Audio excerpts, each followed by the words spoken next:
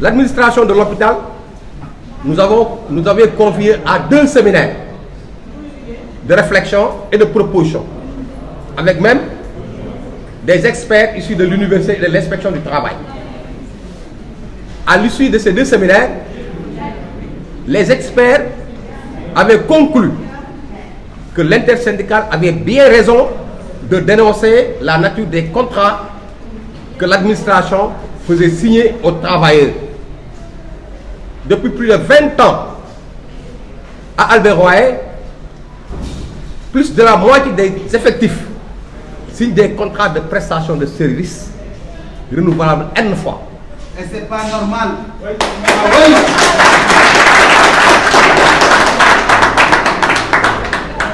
Chaque 6 mois, on te fait signer un contrat de prestation de services. Pour certains, pendant 15 ans, et la plus vieille a fait 17 ans de contrat de prestation de services.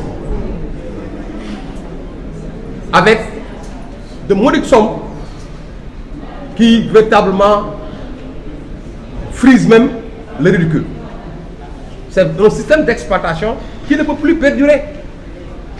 Les gens sont fatigués avec cette direction qui continue encore une fois à exploiter les agents qui constituent la majorité des effectifs, qu'on appelle soit vacataires ou prestataires. Aujourd'hui même, on les appelle des agents non permanents. Et ils font l'essentiel du travail, nuit et jour, sans heures supplémentaires, ni primes, ni indemnités. C'est la question fondamentale qui a été à l'origine de ce mouvement. Donc, c'est malhonnête de la part de l'administration de nous présenter comme des gens qui cherchent de l'argent.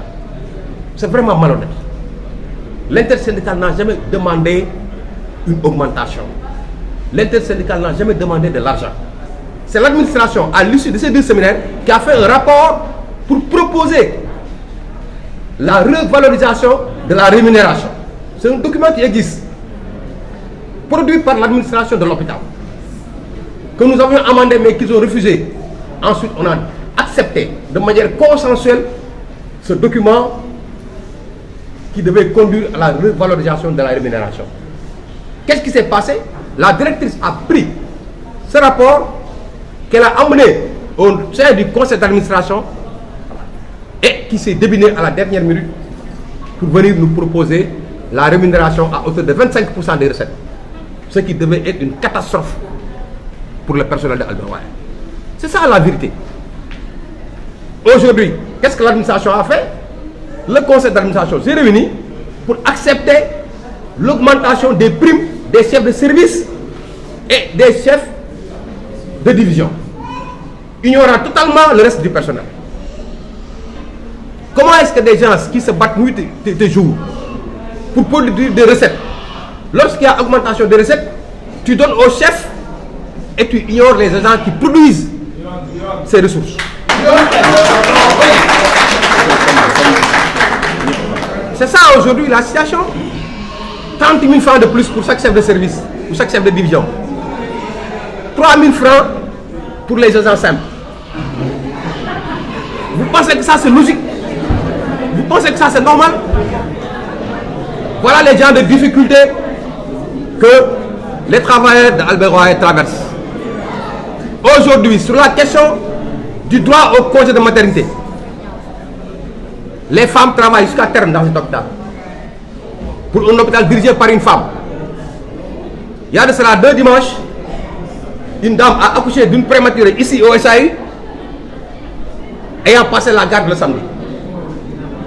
Ça c'est inhumain. Donc, nous sommes dans l'obligation de faire l'alerte nécessaire aux autorités pour leur dire que l'administration est en train de noyer l'hôpital d'enfants Albert-Royer, qui est un joyau national, voire même sous-régional, qui nous est envié par toute la sous-région. Il faut que les autorités prennent leurs responsabilités. Parce que ça ne peut pas continuer. L'intersyndicale a suffisamment alerté pour dire que ça ne peut pas continuer. On croyait qu'à la suite de la rencontre que nous avions eue au ministère que l'administration a reculé. Mais c'est un conseil d'administration non seulement budgétivore et tentaculaire, mais qui a vu son mandat expirer depuis des mois. Le conseil d'administration n'a plus de légitimité, le conseil d'administration n'a plus de légalité. Il faut que les autres nous aident à nous débarrasser de ce conseil d'administration qui est un club de personnes ayant fait leur carrière et qui